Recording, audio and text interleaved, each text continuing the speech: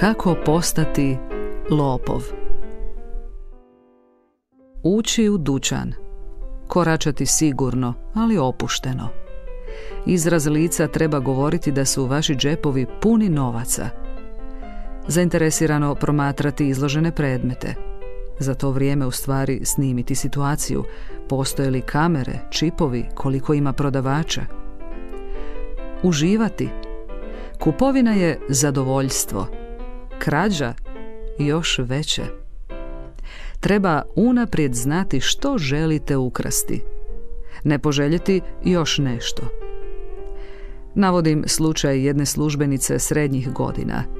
Ušla je u dućan pun slamnatih predmeta. Ona je željela slamnati šeširić.